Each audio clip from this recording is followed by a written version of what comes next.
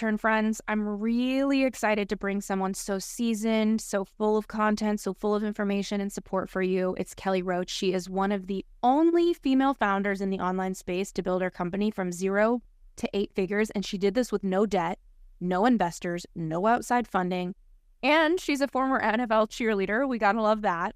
And a Fortune 500 executive turned 8-figure entrepreneur. And she's empowered so many people around the globe, thousands of them, to achieve financial and lifestyle freedom through entrepreneurship. She's an 11 times international bestselling author, a top 20 podcast host, and of course, gotta love that she is a philanthropist too. And she's been featured in all of the places, the ABCs, the Foxes, the Forbes. And she's number 287 for being a recipient on of a prestigious award on the Inc. 5000 list. Stevie Awards, Woman of the Year, Titan CEO of the Year, Inc.'s Best in Business. She just has so much going on in her beautiful brain that I can't wait to share with you. And we're going to talk about reinventing yourself, really building a business that supports you, and vision, amongst many other things. So Kelly, thank you so much for coming on the show. I'm so happy to be here. Thanks for having me. I love when I meet, I have so many friends that are beautiful women in business. I'm an NFL cheerleader and I also built an 8-figure company. I love it so much. So, okay, take me back to when you didn't even know this was going to be your life. Who was Kelly before she built? Well, I remember I was riding in my mom's wood-paneled, hand-me-down, massive station wagon one day. I was being picked up from high school, and my parents sacrificed everything to put us into Catholic school. We were on the free lunch line, had no money, and yet we went to Catholic school because we took that little bit of money that we had, and it was so important to my parents that we went to Catholic school that's where our money went. So, I got in the car one day and I was talking to my mom, and I was actually on the way from high school to my dance studio. And I cleaned my dance studio for 7 years after school and on the weekends to pay for my dance lessons. So, we pull up, we're in the huge station wagon, we're talking about something. And I was giving my mom this story of this audacious dream that I had about, what my life was going to be when I grew up. I don't remember what I said to her, but I do remember this, and it stuck with me every day for the rest of my life. And it was that I was telling her this thing, and she started laughing, big, bold laugh. And she said, "Kelly, you can have whatever you want as long as you're willing to work for it." And she was laughing, saying of course you can have that crazy dream. You just got to figure out how to make it happen. But that flipped a switch in me, and that stuck with me every day for the rest of my life. And it's how I am, where I am, because we can have anything that we want in life if we're willing to do the work for it.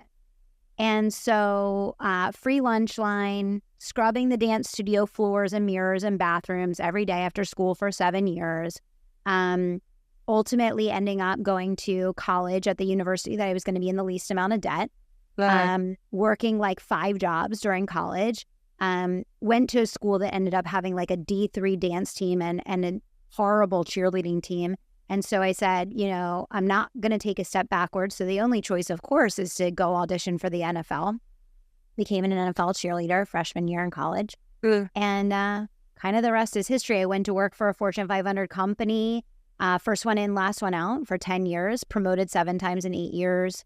Ended up building a team of 100 people, and spent 10 years really learning business and falling in love with leading people and building teams and understanding how people see, how you can get people to see the greatness inside of themselves that maybe they don't even realize that they're capable of, and falling in love with coaching people and falling in love with business. And then one day I knew it was time to go out and do that for myself and to focus the energy of my vocation and my life on helping people make their dreams come true. And so that was in 2012. And, fast forward today, you shared some of the things that have happened with, my first business, but I now actually run a portfolio of 6 companies, and I have executive leaders in 4 of those 6 companies. And they each have one purpose and one purpose only. and they all tie into the larger purpose, which is how do we help entrepreneurs grow? How do we change the statistic of 85% of businesses failing in the first 5 years? And how do we help people pursue their goals and dreams without sacrificing the things that actually matter the most in life? Your family, your faith, your fitness, your fulfillment, your, mental health, all of those things. It's so powerful to kind of like hear that you just had, it seems like almost like a flow state with business. Like you fell in love with these parts of business. You said you were the first to show up, last to go. I feel like there's so many narratives out there about the first to show up, last to go person that's like burnt out and they hate it all. But it sounds like your ending was like, I loved it and knew it was time. Yeah. There's so much about business that I love so much, but I also feel like my little human soul and gets tired and struggles and has a hard time sometimes managing people. Like, what were some of the like secret sauces that you found to keep your energy in a good spot, that you were happy to show up early and go late, that you did have that grit and that resilience and that magic that it really does take to be diplomatic, with people who work for you and support you? Like, what are I feel like people have people problems all day long. Sure. Anything there, yeah. For sure. I mean, I think having a North Star for your life, right? I think I've always been playing in a game of decades, not a game of days or weeks. And I think that's always been my advantage with everything that I've done. I was an entry level, sales and recruiting rep in a huge international brand that was #1 in the world for what it did and traded on the stock market. And I was in like a nothing job. And my colleagues would say to me, why do you show up in a suit every day with your hair and makeup done? And I was like, because I ain't here for this job. I'm here for the job 5 levels up and I'm going to get it, right? And so I was thinking about what was going to happen over those next, 5, 8, 10 years. I wasn't thinking about what was going to happen that afternoon. And I think that it's really important for me to share that when I do podcasts and things like this, because we live in a world that glorifies instant gratification and that presents a picture of the speed of things happening. And it's very unrealistic. And it's very, very important for people like myself to share the journey, the struggle, the setbacks, the failures, the thinking in 10 years, not 2, because otherwise people think, well, I can just do this for a couple months and I'm going to start to see these kinds of results. And that's just not, not truth. And right. I guess there's like something about hope. It's like sometimes, I see all these documentaries about like managing your money and people are not in touch with their future selves. It's like hard to be in touch with your 90-year-old, crinkly and self. It sounds like you're super in touch with your future self. Like she wants to be and you're showing up today to create her. How do people even start to tune into that self, Well, yeah, I mean, I think the first thing to remember is that like we were given like free will, right? When we were born, we were given free will. That means as human beings, like, there is a will for our life. There was a plan, a path, and a destiny, but we were given the opportunity to choose in every moment, right? And as humans, we make over 3,000 choices every single day, right? And so for me, when I was growing up on the free lunch line and when I was always embarrassed because we didn't have money and when I was always feeling vulnerable and exposed because of a situation that I didn't create for myself, I had to get in touch with my future self. It was the only way I could live. It was the only way that I could not feel the pain of being in that present moment, was to tap into the possibility for the future and to recognize that my 3,000 decisions that I had to make each day was actually what was going to decide my future. And I think it's really easy, especially as a business owner, like we deal with so much crap all day long, every day. Like I say to people all the time, if you run a business by 8:30 in the morning, you get your first punch in the face. And that is what we do. I run 6 companies. It's insane, right? And I love with a passion. I love what I do. I would not change a single thing, but that's just the truth because you're dealing with people and you're dealing with uncontrollables and you're dealing with hundreds of clients, right? So you have to get in touch with your future self. You have to believe that you have the power to be a co-creator in your life, of your life. And you have to be able to even in a moment when you're having a great struggle, when you're feeling a lot of pain, when you're feeling exhausted, when you're waking up in the morning and you're like, I don't feel like I can do this today. You have to be able to vision cast for yourself. Why am I doing what I'm doing? Where is this going? And how does what I choose to do, to be, and to believe today in this moment affect what my results are going to be tomorrow, what my results are going to be 6 months from now, what my results are going to be a year from now? And if you look at people, most of their lives run in this circular pattern. And you see people in your life like this all the time, that it's like every time you talk to them, it's like the same thing. Yep. Nothing has changed. Yeah. And that is because the average person is operating in the moment. They're not looking at how what they are saying, doing, being, acting, believing in this moment is co-creating for tomorrow and every day after. And so it's just remembering the power that we have. Like, that's it. And that is so much harder to do than it is for me to sit here and say. Because when you're dealing with the crap and when you're in it and you feel like you have a vault sitting on your shoulder, it's very difficult to train your brain and to train your mind and to train your body to be able to be like, okay, I have to deal with this thing that's in front of me right now. I have to move through this. I have to deal with it. This is reality. And I'm still going to stay focused, and I'm still going to keep my energetic emotion and attachment and focal point on where I'm going, not where I sit today. And it's just training your brain and training yourself to be able to do that, because I really do believe that we have this unbelievable artistic invitation to be creators in our lives and to customize our life experience based on what we believe and what we imagine. But it takes constant brain training. Like, I read almost a book a week, and I do that because it trains my brain and it helps me to remember the power that we were already given and just how to put that power into practice.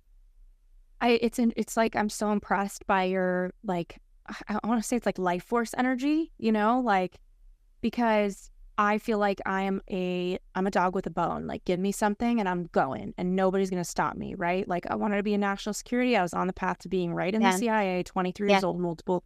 So I understand being an achiever, but there's sometimes where I guess I can't fully relate, where I want to be up-leveled by your energy. And for everybody listening, okay, so let me give you an example. Like, I'm building Wise Whisper Agency. Like I was telling you, and those of you, she has a podcast you need to check out too. She just introduced me to her audience. It's called The Kelly Roach Show, so easy to remember.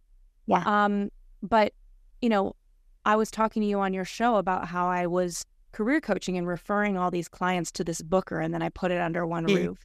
And so it's been under one roof at Wise Whisper Agency for a year. And we signed like tens, 50 TED Talks in like 5 minutes. And now I'm like, all right, I need the speech writing. I'm neurotic about excellence. And I never was this way, but I think it's because I identify as a writer, and because my identity as a writer, now it needs to be excellence. It's like a different standard from me. I've always been a, progress over perfect person. I'm like, no, these speeches need to be excellent. So I think that's almost like finding the right talent, and then navigating their personalities. Like, half of my speechwriters have different things with their mental health. And I think that comes with being a highly creative, talented person sometimes. And having to be diplomatic with them, right? Get things done. It's like I feel like in the business, there was a moment, and I'm stepping away from it because I have good talent now, where I was starting to get really burnt out and just like cynical, no matter how much I love the business.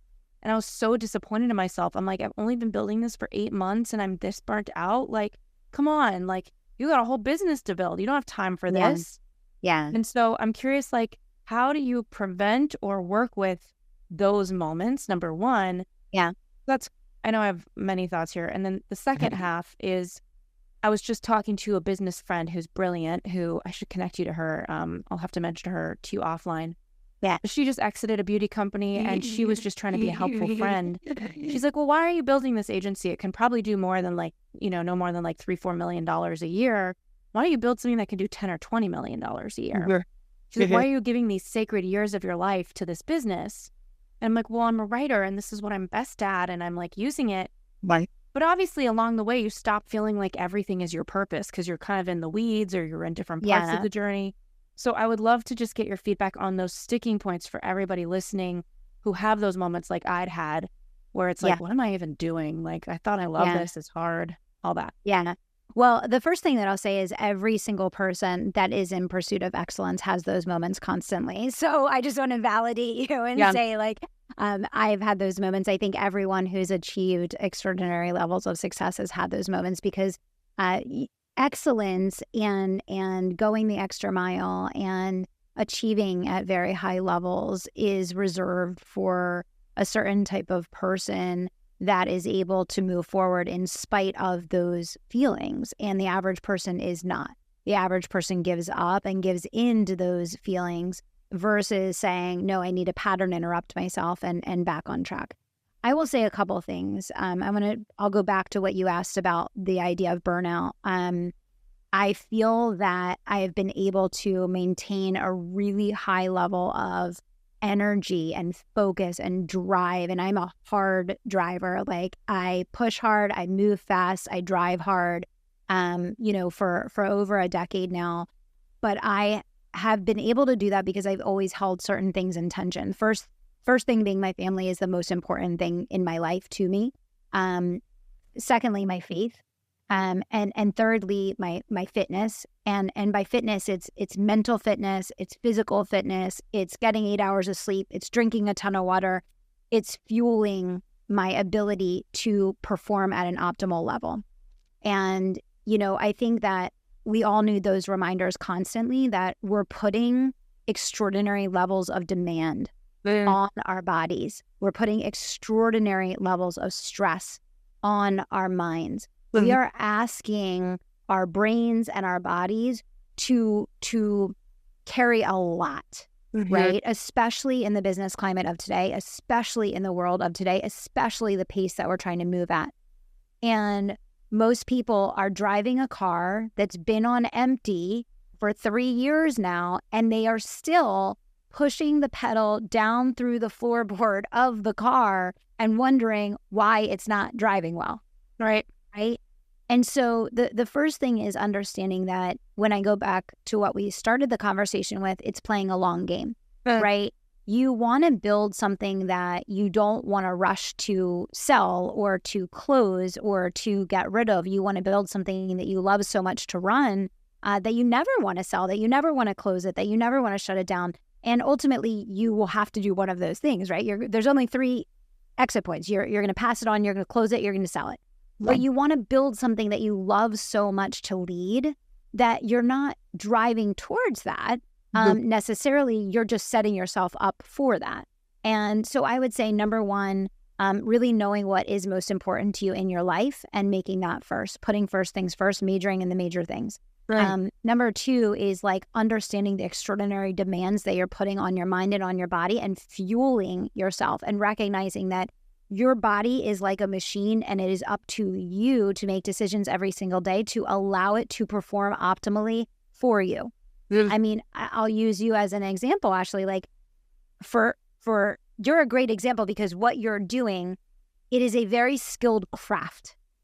It requires a very high level of mental acuity, what you're doing. Yes. As with me, I'm a strategist. It requires a very high level of mental acuity. I can't be sloppy. You can't be sloppy. Like your whole craft is dependent on the ability for a quality output. And so for everyone listening, quality input, quality output.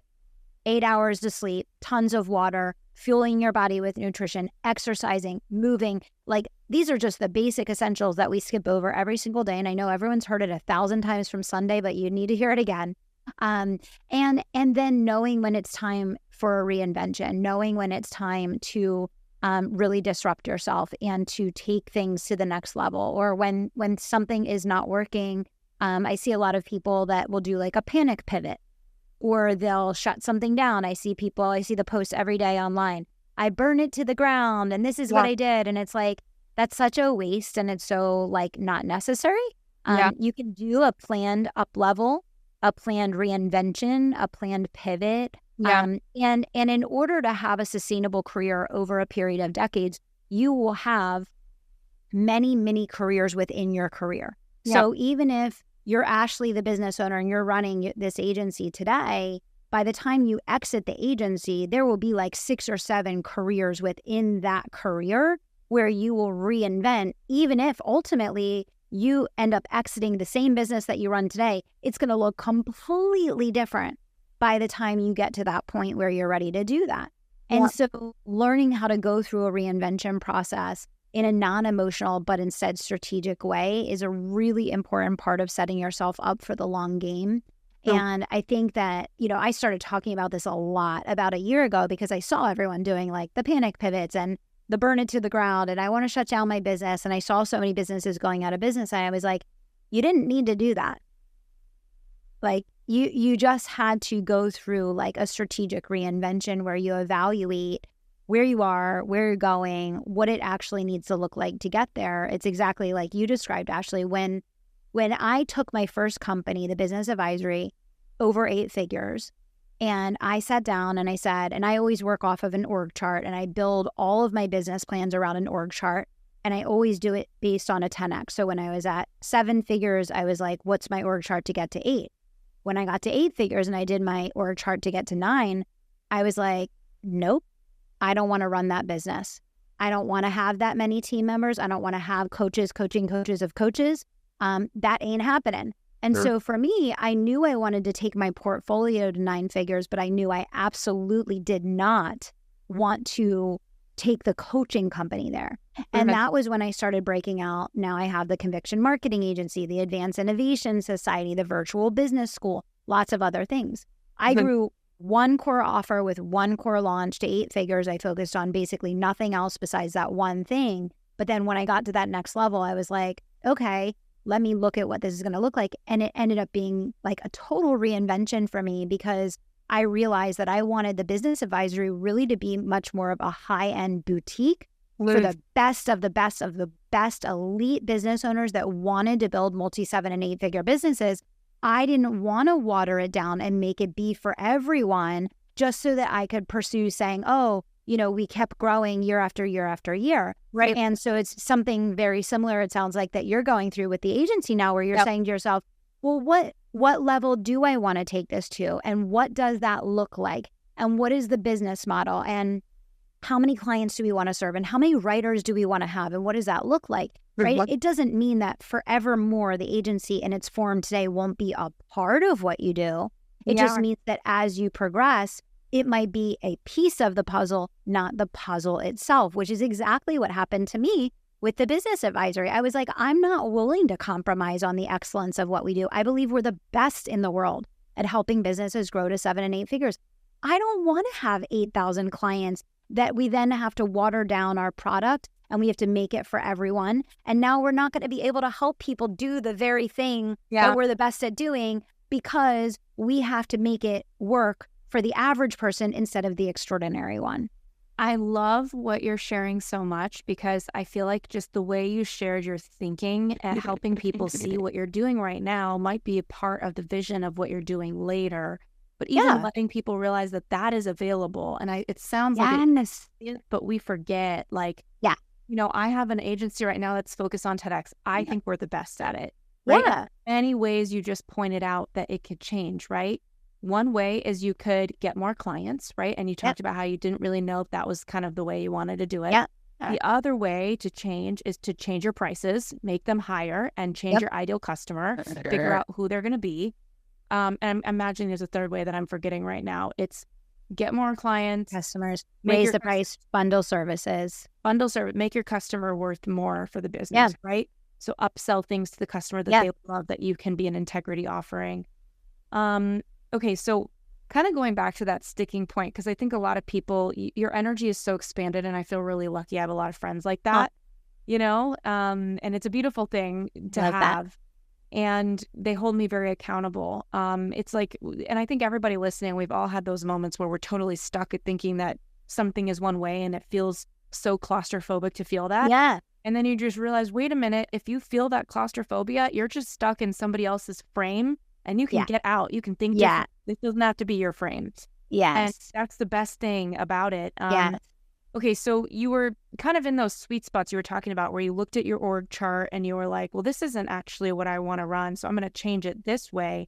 But I know that in between there's those sticking points of like, oh shit, this is where it's going, but now I don't want it.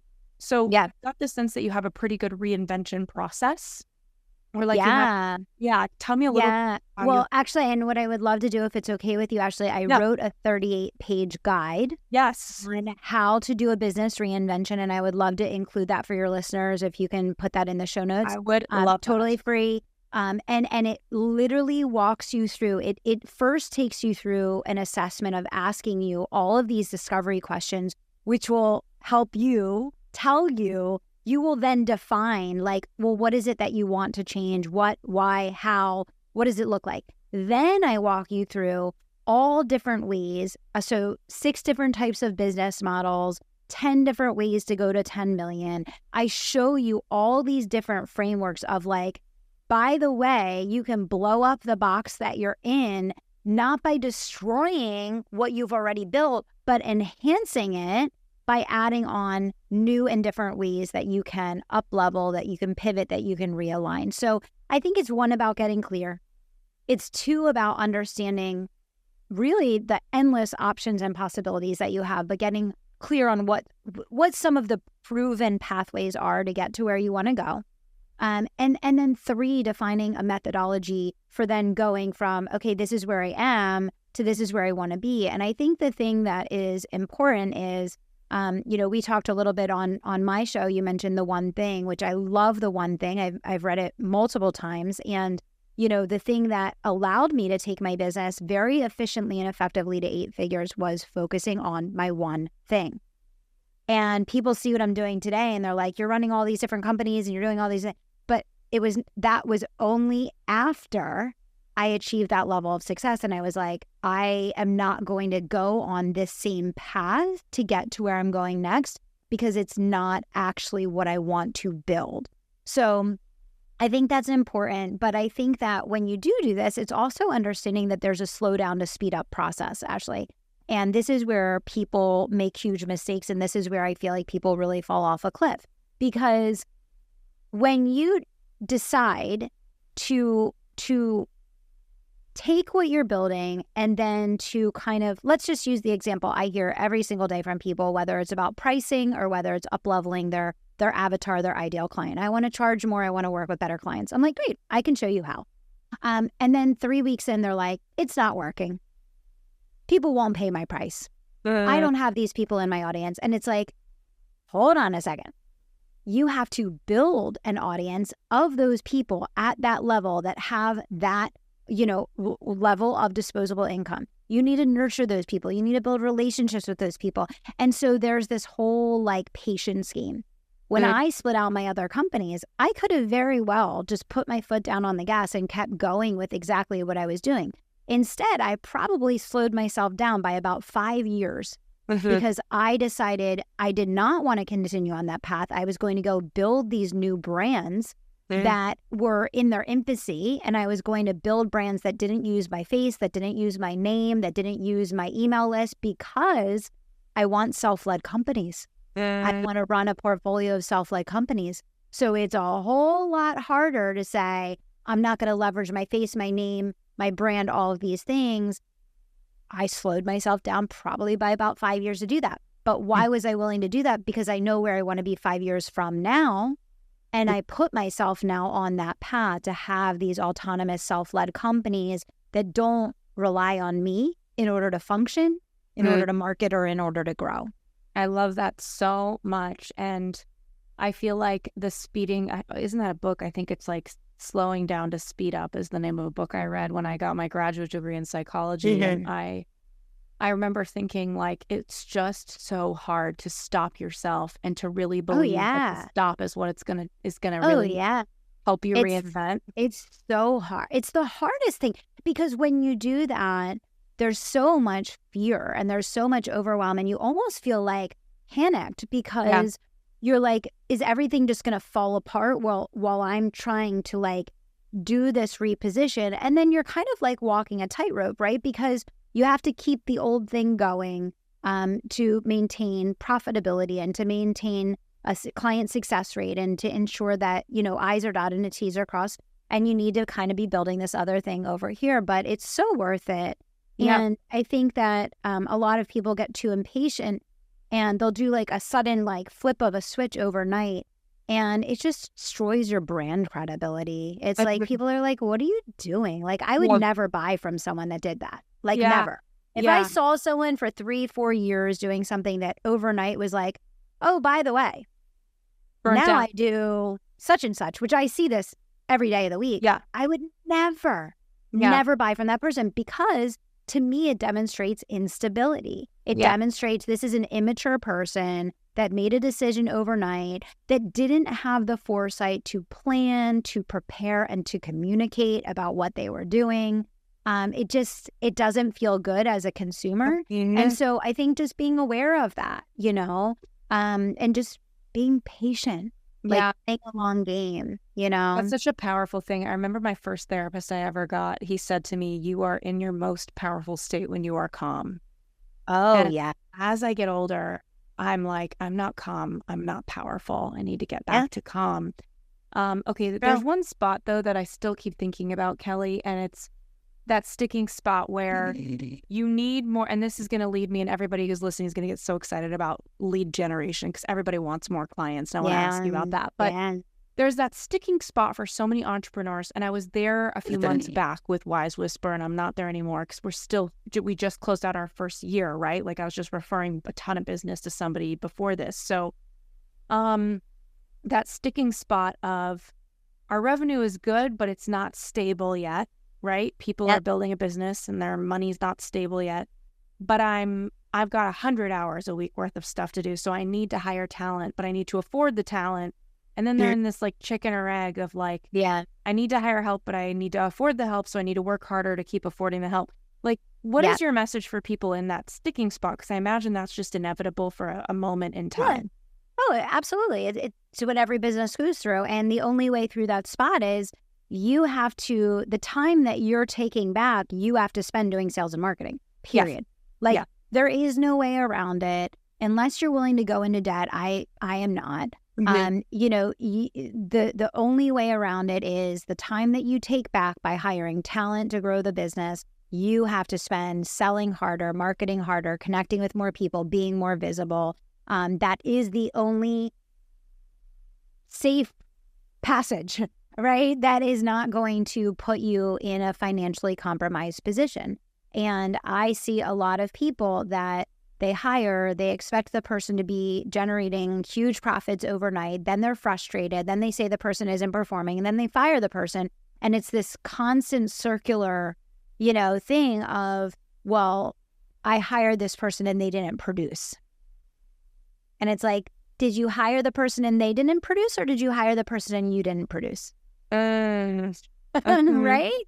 And so these are those leadership lessons, right? It's tough. It's a tough pill to swallow as a CEO. But, ultimately, as a founder, the CEO, the president, and until you have executive leadership that is running your business for you and you're no longer involved in the day-to-day, you're the ultimate salesperson. And I have sales teams in my companies. I have people besides me. I'm not the primary salesperson in any of my companies.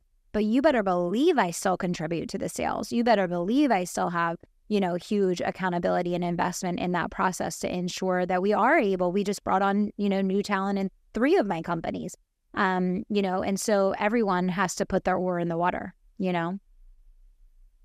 This is so good. Okay, so it's interesting. I feel like a lot of people probably listen to entrepreneurs like you, Kelly, and on one hand, they're, got to be inspired and say like, wow, because you speak with command, authority, ownership over what you've created because you created it. You know what I mean? Here it is. It's funny. I had my e-learning platform for years. We had funnels set up. We had courses on how to get a job, how to figure out which job, and we still have them hiding, but the funnels were so dialed in. My team was dialed in, and I totally forgot what it was like to be in a startup. You know what I mean? Like, for lack of a better phrase, I feel like I was like at the country club out to lunch, just live in my world. Totally forgot when I was like eating shit sandwiches 10 years prior to that. I just forgot. So I like that I'm building this agency now, and it puts me back in touch with so Yeah. many people, and I appreciate that. It's hard. I know most people are not maybe like lead generators quite like, somebody who's a very seasoned business owner. So what I find really empowering is to help everybody listening with wisdom from business owners like you on where do you feel like your lead gen has been the most surprising, magical, nourishing, worth your time? Like, obviously we diversify our lead gen, right? Like, I just read a book called Endless Referrals by Bob Berg, and I thought that was really fun. And I do many things for lead gen. We could see word of mouth, paid ads, SEO, whatever. I'm just curious for people listening where you feel a lot of energy and aliveness for your lead generation. Yeah. I mean, we use 14 different methods across my 6 companies for lead generation and sales on an ongoing basis. Not all at all times in all companies, but we have 14 core strategies that we use. Our top 2 are the live launch method and our $1 million referral system. Like, those are our top 2. We do a ton of organic lead gen, a ton. So we both run ads, and we're always running ads to build our email list, to generate leads for launch. We're doing live launches, that kind of thing. My agency doesn't launch, obviously, but a lot of my other businesses do launches. So we do a ton with Facebook ads. We run Instagram ads. We do a lot of organic lead gen using just videos and stories and posts and engagement. Facebook groups, huge. I see posts every day like, our Facebook group's dead. They're totally not dead. They are still so good. But only if you manage them responsibly. I see people that build a Facebook group, they'll use it for a purpose one time, and then they just let the group grow dead, and they don't do anything with it, and then they wonder why it's not a meaningful sales tool. If you keep the group alive and you keep people engaged and you're active there, people will stay active there, and then it will be an ongoing sales tool for you. So live launch number 1, referral generation, organic lead gen, and just content, like great content. It's great. I wrote a book on it, Conviction Marketing. It's literally, the whole book is about the fact that I don't know what your style is, Ashley. I do not like the trends and fads and, all that stuff online. And everybody, more power to you, whatever your, preference is. I don't like that stuff. I'm not willing to do it. I don't want to do it. So I wrote the book because I got really pissed because I saw so many entrepreneurs when all these trends were coming out of like the dancing and the pointing videos and like all that nonsense before COVID. And I was like, you don't have to do that.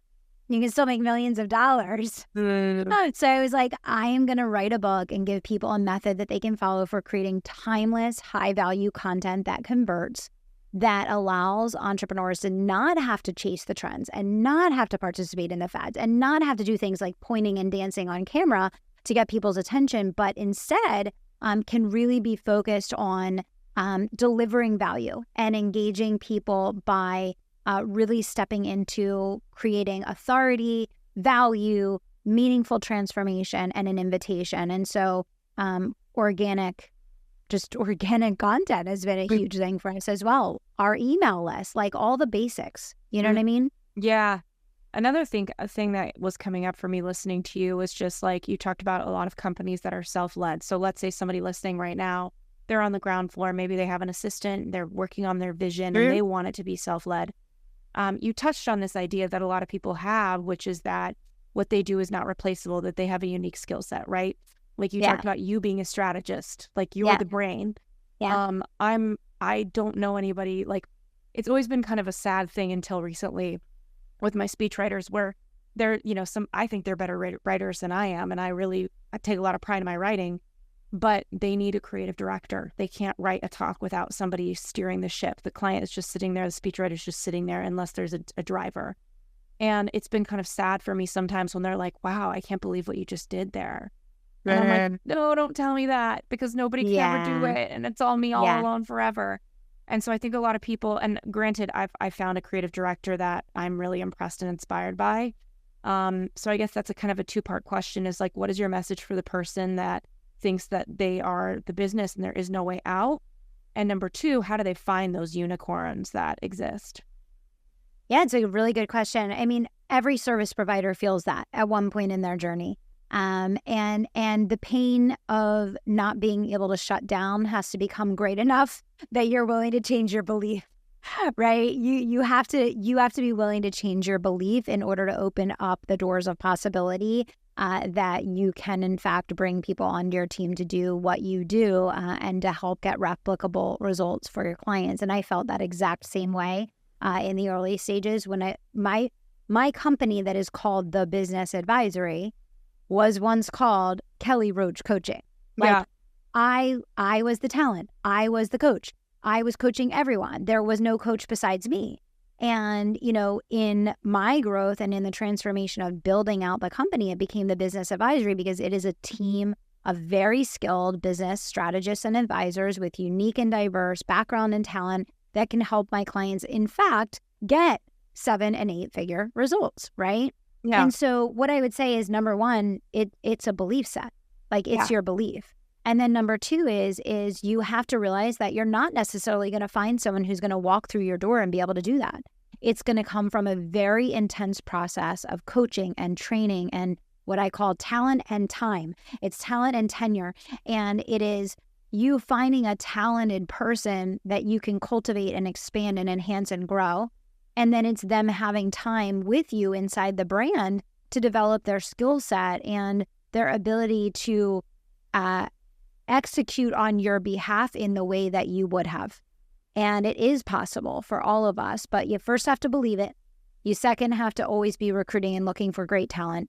And thirdly, have to develop a really good system and build tenure within your organization so that you can take someone who is already talented in their own right, but help them really expand and grow into their ability to operate and execute on your behalf and produce similar results. Okay, so that tipping point of going from Kelly Roach coaching to like the business advisory. Yeah. What are some of the biggest changes you had to make? Obviously, it's hiring the person that is overseeing it. Like, take me into like early org chart changes and like outside changes. So I would say a couple of the biggest things were, number one, bringing in leadership. And number two, developing a very intense, like I'm talking probably 120 hours of a training curriculum for our strategists so that they could learn not just the methodology, but how to coach clients through the methodology and how to use the methodology with clients and how to answer things in alignment with our brand, our values, our verbiage, our positioning, all of those things. So I think establishing and putting together your training process is as beneficial for you as it is for your employees, because it's you actually having to crystallize and define your own process. I hear this from creatives all the time. My right-hand person, Danielle Ceballos, she runs 3 of my companies. She's the president of 3 of my companies, and she has leaders that report to her in those businesses. And she's always like, oh, it's all in my head. It's all in my head. I'm like, nope. I'm like, you got to get it out of your head. You have to get it out of your head. It needs to first go on paper, and then you need to record it in trainings. And then after people go through the trainings, you need to coach them on it, and you need to observe their work, and you need to give feedback. It's an extensive process. So a lot of people just aren't willing to do that. Yeah. There's not. They say they want the outcome of a self-led business, but it's just as heavy of a lift to go through that process with your people as it is to do it yourself. And then people are like, oh, well, then I might as well just do it yourself. Again, short-term thinking. If you're thinking short-term, yes, it is an equal amount of work. But if you're thinking long-term, like, oh my gosh, I get my life back. I have freedom. Like for me, I take a sabbatical every August. I have a 10-year-old daughter. I take the month of August off. I have leaders that run all of my companies. I don't take a single call. Like, and so I stay in touch just with my direct reports, and, if there's anything that they need or we need a consultant or whatever the case. But to get to that point, it is a huge lift that you have to have a vision of what are you building? What are you creating? Are you building a jail cell around yourself where you're the only person that holds the keys of the kingdom, so everyone needs you all the time? And so now you're creating this self-fulfilling prophecy of like, you can never shut off. You can never take time off. You can never, step away. Or are you building this army of problem solvers and autonomous leaders that can, in fact, make decisions and act with authority outside of you. So powerful. I feel like you're really just kind of going back to the thing, which is that like it's the cost of admission. It's like it's the cost of admission. Yeah, That's the best way of putting it. Yeah, it's like you want to play this game and you can win and it's going to feel good. You speak a lot in the future self, just like of where you've gotten, where you can go, what you want. And there is something so compelling about letting yourself being pulled into that self. Yeah. I know, though, that along the way, people lose track of their future self. They're just like, fuck this self that I am right now. Yeah. I don't want this self. Yeah. And they forget that they can have that future self. Like, and I could kind of see the impasse of that. Like, I can see for myself, like, my team is really inspired and they love what they're doing. And they just like keep wanting more work through my agency.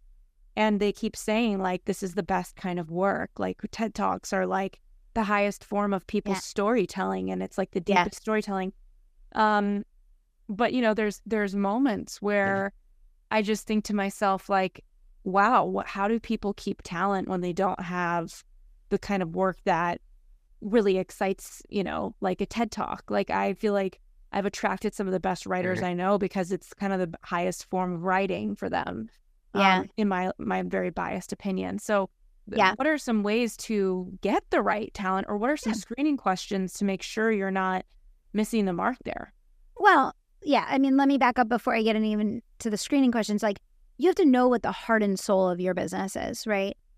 If you're not actively casting vision with your employees constantly about the mission of your work and the vision of what you're trying to do in the world, I don't care how great it is that you think that what you do matters, people are not going to stay inspired and they're not going to ultimately want to stay, right? So you need to know, like, what is the heart and soul of not what you do, but the why behind it, right?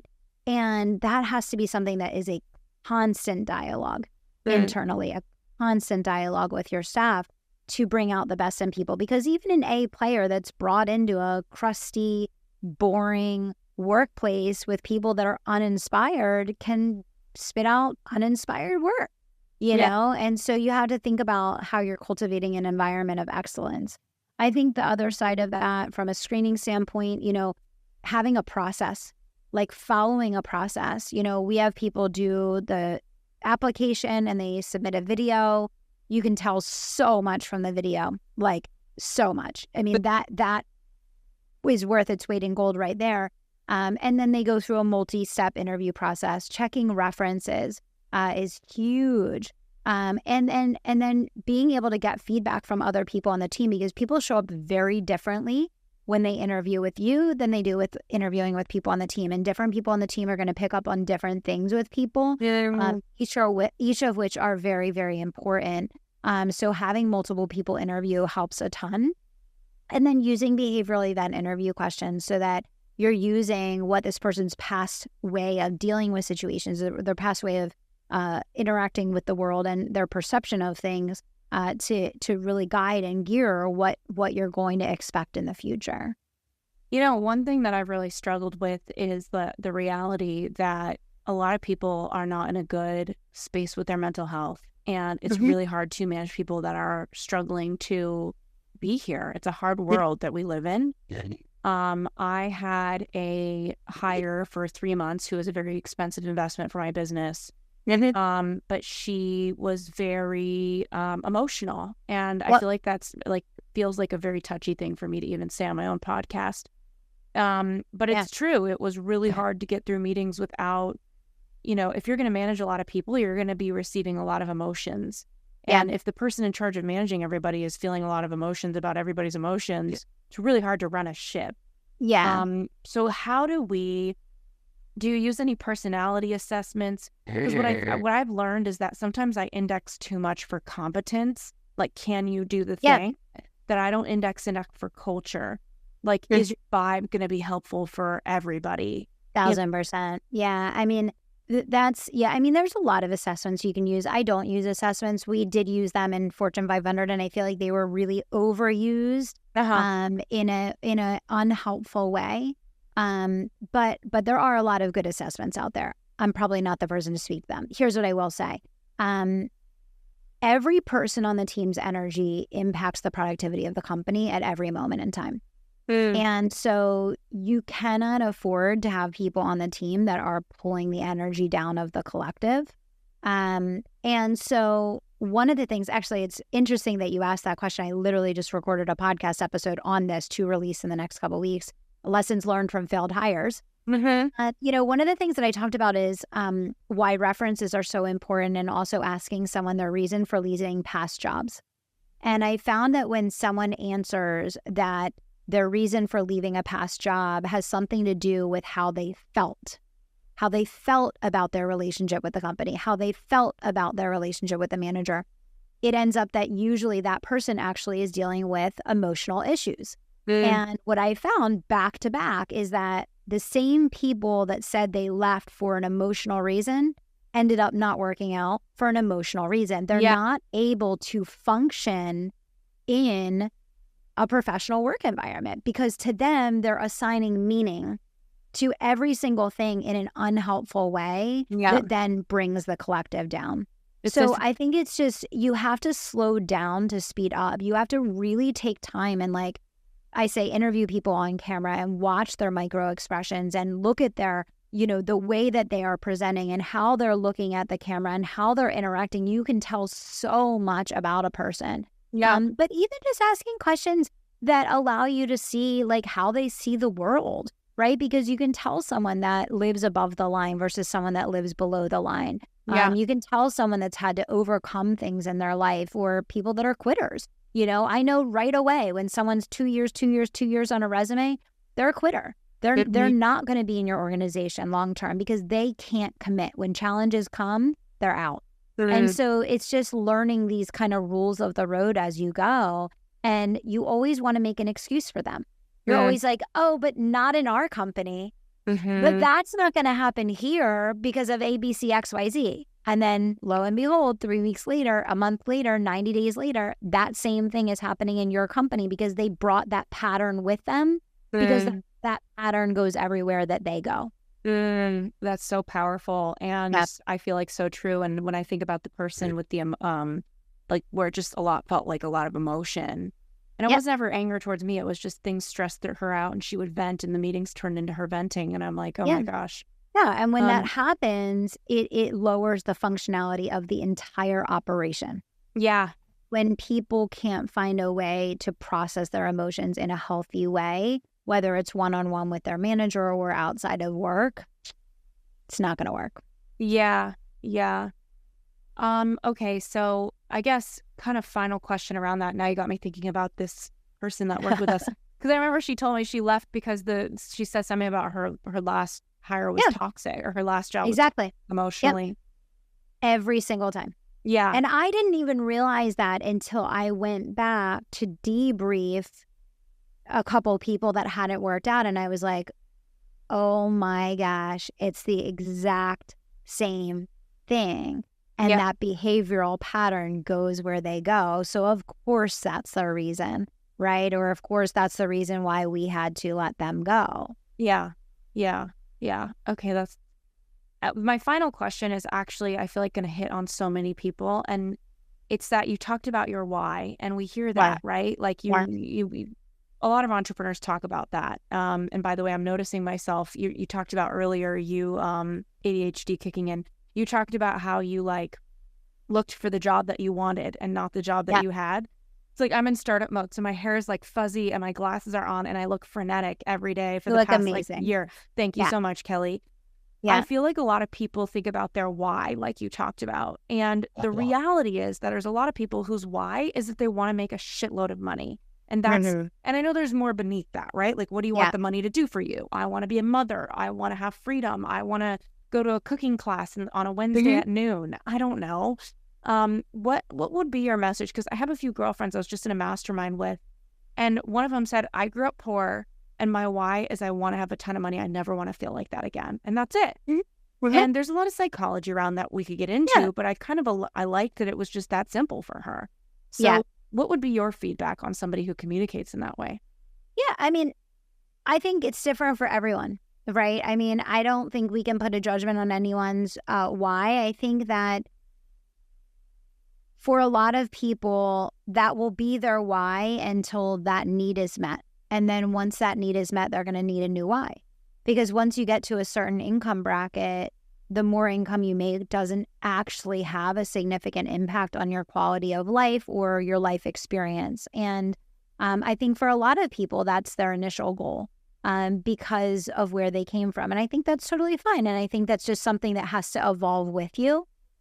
What I would say where it gets unhealthy is when it's a success at all costs pursuit, because when your only goal is making money, that can allow you to round the edges on a lot of other things that are really important, which then ultimately backfires because, yes, you might get the money, but you might lose a lot of other things in the process that really matter to you.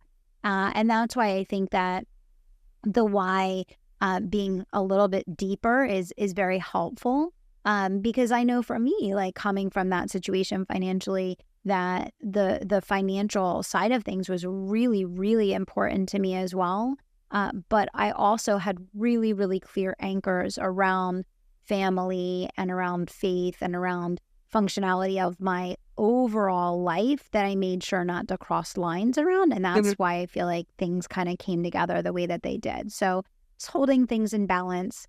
And knowing that you will get there financially. And then you're going to need a brand new why, because you're going to get to the law of diminishing returns where even making the next million, it has zero impact, on your day-to-day life, right? It doesn't really impact how you feel, what you experience. You're going to be craving something new and something more. But I think a lot of people start there and then it evolves as you grow.